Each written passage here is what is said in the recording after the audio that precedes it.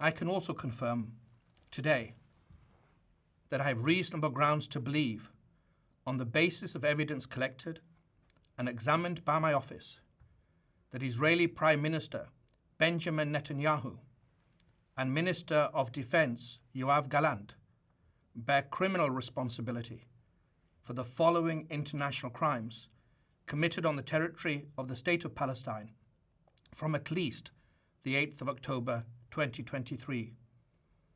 The crimes include starvation of civilians as a method of warfare, willfully causing great suffering, serious injury to body or health or cruel treatment, willful killing or murder, and intentionally directing attacks against a civilian population, as well as crimes against humanity of extermination and or murder, persecution, and allegations of crimes of committing other inhumane acts.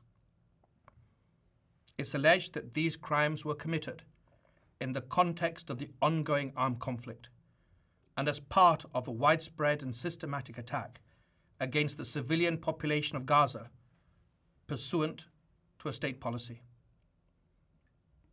Unfortunately, these crimes continue to this day.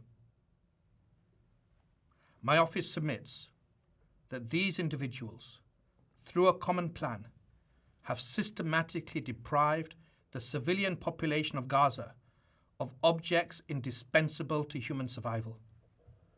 We have reached that conclusion based upon interviews with survivors, many eyewitnesses, experts, from satellite imagery, statements from Israeli officials, including the 2 individuals subject to the present application, as well as based upon several hundred authenticated videos, photographs, and audio recordings, many of which were taken and shared by victims and eyewitnesses themselves.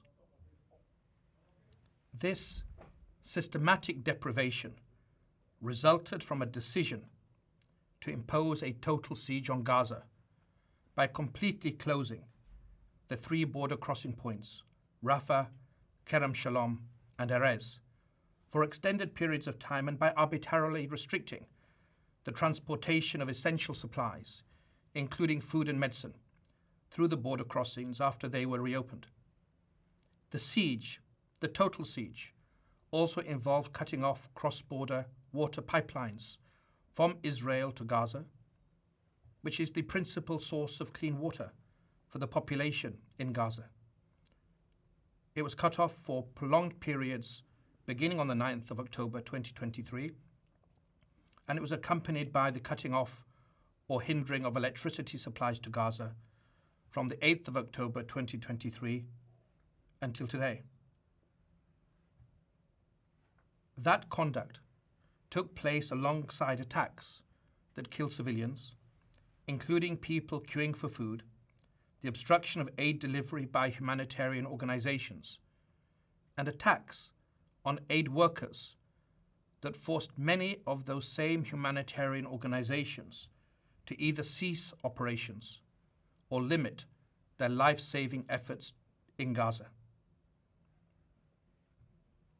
The tragic effect of the use of starvation as a method of warfare against Gaza's civilian population is acute, it's visible, and it's widely known, and it's confirmed by multiple witnesses and victims, including local and foreign medical doctors. That starvation has caused and continues to cause deaths, malnutrition, dehydration, and profound suffering among the population. Famine is already present in some areas of Gaza, and it is imminent in others. My office charges Netanyahu and Gallant as co-perpetrators and as superiors in the commission of these alleged crimes. Israel, like all states, has the right to defend its population. It has every right to ensure the return of hostages that have been criminally and callously taken.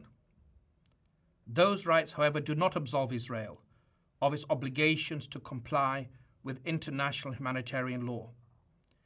Intentionally causing death, starvation, injury, and suffering to the civilian population, including so very many women and children, are criminal means to achieve military and political goals. That's what we allege. As I have repeatedly underlined, since last year in Egypt, in Israel, and in Palestine, and again this year, those who do not comply with the law should not complain later when my office takes action based upon solid evidence. That day has come. Today we underline in the clearest possible fashion that international law and the laws of armed conflict apply to everyone. No foot soldier, no commander, no civilian leader, no one can act with impunity. Nothing on earth can justify willfully depriving human beings, including women and children, babies, the old and the young, of the basic necessities required for life. Nothing on earth can justify hostage taking or the targeting and killing of civilians. The independent judges of this International Criminal Court are the sole arbiters as to whether the necessary standard for the issuance of warrants of arrest have been met.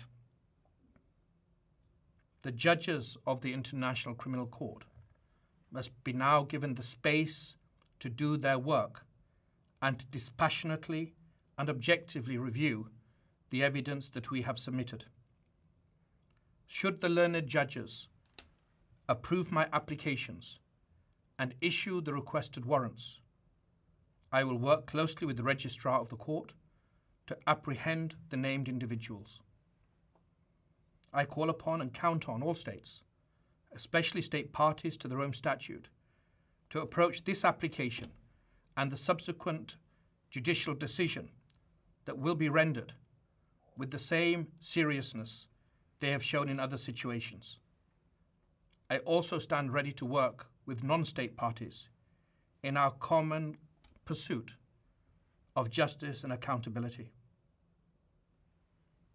It is critical in this moment that my office and all parts of the court continue to conduct our work with full independence and impartiality. And I insist that all attempts to impede, to intimidate, or to improperly influence the officials of this court cease immediately.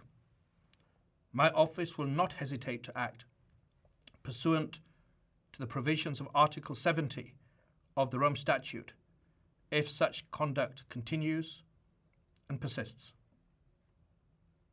We will also submit further applications for warrants of arrest if and when we determine, after independent and objective analysis, that the threshold of realistic prospect of conviction has been met.